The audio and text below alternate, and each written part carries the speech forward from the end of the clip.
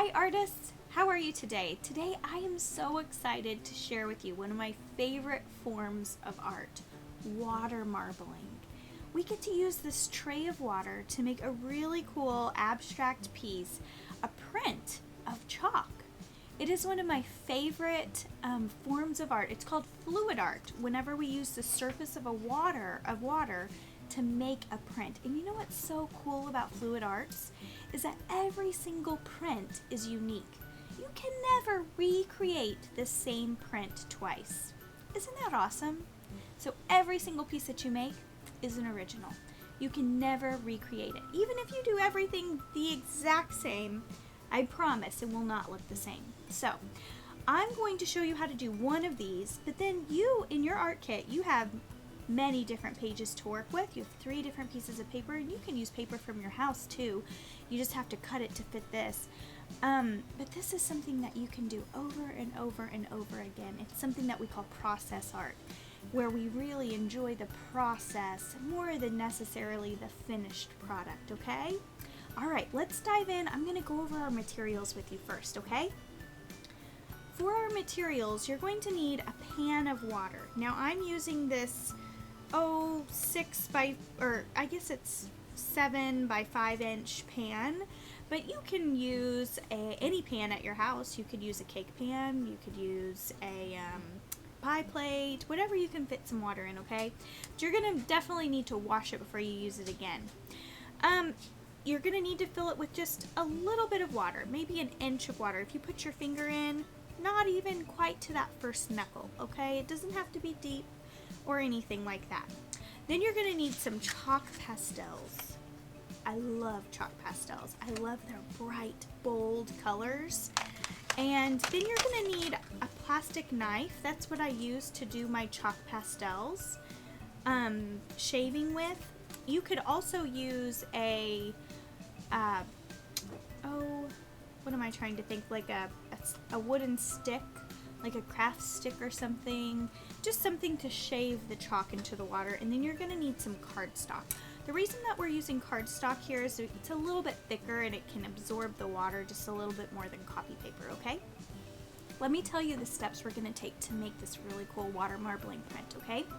First, we're going to take our chalk pastels and we're going to scrape some chalk pastel into the water. We're only going to do this with 2 or 3 colors, okay? I have done this in class a lot with my students, adults and kids alike. And if you get a lot of chalk in the water, it just doesn't work. So I suggest only using 2 or 3 colors of chalk, okay? And not a ton of chalk, because what happens is it'll start floating to the bottom and it won't work, okay? So about 10 little scrapes of the chalk per color. And after we scrape our chalk into the water, we're going to take our paper and we're going to lay it into the water and push it all the way down and then bring it all the way out, and we're going to have a beautiful print. All right? Are you ready to jump in? I am. Let's do it. Okay, so I have here, this one is orange and red and pink, and this one is green and blue. I think I'm going to try to recreate this orange and pink and green. I really like those colors together, so I would suggest picking out 2 or 3 of your favorite colors. So I'm going to pick out an orange and a pink. Did I say green? Orange, pink, and red. And red. Okay? I love those warm colors, and they go good together. So I'm going to start with my red. It's my darkest color. You don't have to start with your darkest color, but I am. And I'm just going to take my knife and I'm going to scrape the edge of my chalk pastel. Okay, I'm just adding red to my water. Now, I don't want to overwhelm it. I want to still leave some room for my orange and pink. So next I'm going to add my medium color, which is orange. And you can already see these colors kind of swirling together, mixing. And make sure you get the corners. Make sure you get the corners. And it does kind of make an ugly sound. Okay, and then I'm going to take my pink. And I'm going to do the same thing. Just kind of pepper in that pink. Okay. That's why I like to use the knife. It has that serrated edge, and so it gets in there really easily. Okay, now we're going to take our water, and we're just going to push our water down. So, or our paper down. Did I say? I think I just said take our water. We're going to take our paper. Okay, now we're going to take our paper, and we're going to press it down into our water, okay? So I'm going to put the paper down, and I'm just going to push it all the way down so that all the water comes off or over it. Then I'm going to peel it up. Wait till you see. Ta-da! And look at it. You made, or I made, a water chalk marbling print, okay? A chalk print. What's so cool about this, here, I'm going to hold it up here so you can see. What's so cool about this is that, do you see how all of the colors are where they are? This is fluid art. So where it sits on top of the water, you just shake the water a little bit and that chalk moves. So this is a unique print. You can never print anything like this again. Okay, so cool. Do 2, 3, 4, 5 of these. You don't want to use all of your chalk, you know, but all of your chalk pastels, but it's a really cool, I'll show you some different ones that I've done. It's a really cool technique to just get some different colors together and see kind of what color combinations you like.